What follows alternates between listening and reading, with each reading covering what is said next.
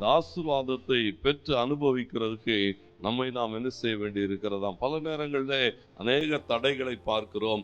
அந்த தடைகளை எல்லாம் தாண்டி இந்த வாக்குத்தத்தமான ஆசீர்வாதங்களை நாம் சுதந்தரித்து கொள்ள வேண்டும். அப்போ இந்த வாக்குத்தத்தமான ஆசீர்வாதங்களை நம்முடைய வாழ்வில் எப்படி கொண்டு வருவது, நம்முடைய பிள்ளைகளுடைய வாழ்விலே எப்படி கொண்டு வருகிறது, தேவன் எப்படி ஜனங்களை ஆசீர்வதித்தார் என்று வேதம் சொல்லுகிற போது ஆண்டவர் ஆபிரகாமோடு கூட பேசுகிறார். ஆபிரகாம் தேவனுடைய வார்த்தைக்கு கீழ்ப்படிந்து வருகிறான். வந்தவன் ஆண்டவரோடு கூட பேசும்போது சொன்னான், ஆண்டவரே இதெல்லாம் சொன்னீர், என் வாழ்க்கையில் என்ன நடக்கல, இன்னும் இந்த புத்திர சந்தானம் உண்டாகவில்லை.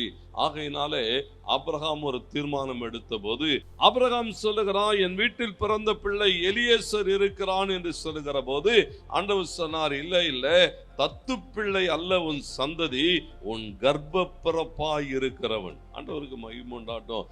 தேவன் தம்முடைய பிள்ளைகளை ஆசீர்வதிப்பார்னு சொன்னா தேவன் ஆசீர்வதிப்பார். ஏதோ ஒன்றை அல்ல, அவன் சொல்லுகிறான், இல்ல என் பிள்ளை இங்க எலியேசர் இருக்கிறான், எலியேசரை நான் என்ன செய்யட்டும், தத்தெடுத்து கொள்ளட்டும், அவன் பிள்ளையாக மாறட்டும். ஆண்டவருக்கு மகிமை உண்டாட்டும். ஆண்டவர் சொன்னார், இல்ல இவைகள் அல்ல, உன் கர்ப்ப பிறப்பாய் இருக்கிறவன்.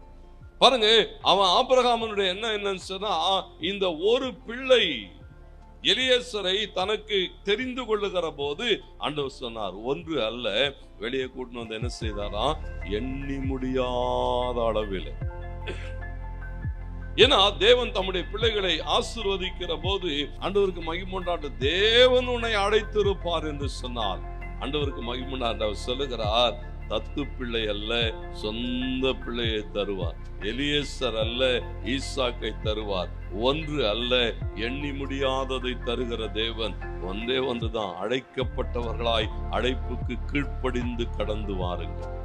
தேவனுடைய அழைப்பு என்னன்னு சொன்னா, நான் விரும்புகிற வாழ்க்கை நீ வாழ்ந்தாக வேண்டும், நான் எதிர்பார்க்கிற வாழ்க்கை வாழ்ந்தாக வேண்டும். உன்னை கல்தேயரின் பட்டணத்திலிருந்து ஏன் உன்னை இந்த இடத்துக்கு கொண்டு வந்தேன்னு சொன்னா, நீ மீட்கப்பட்ட நிலைமையிலே ஒரு ஆசீர்வாதத்தின் பூரணத்தை அனுபவிக்க வேண்டும் என்று சொன்னார். ஆண்டவருக்கு மகிமை உண்டாகட்டும். அந்த வார்த்தை சொல்லுகிறது, தேவன் என்ன செய்கிறாரா, அவர் அப்படியே செய்கிறவர்.